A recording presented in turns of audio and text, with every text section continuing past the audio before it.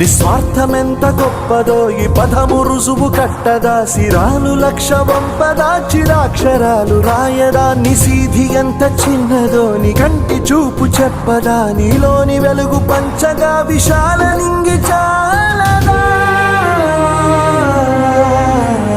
మనుష్యులందు నీ కథ మహర్షిలాగా సాగదా, మనుష్యులందు నీ కథ మహర్షిలాగా సాగదా.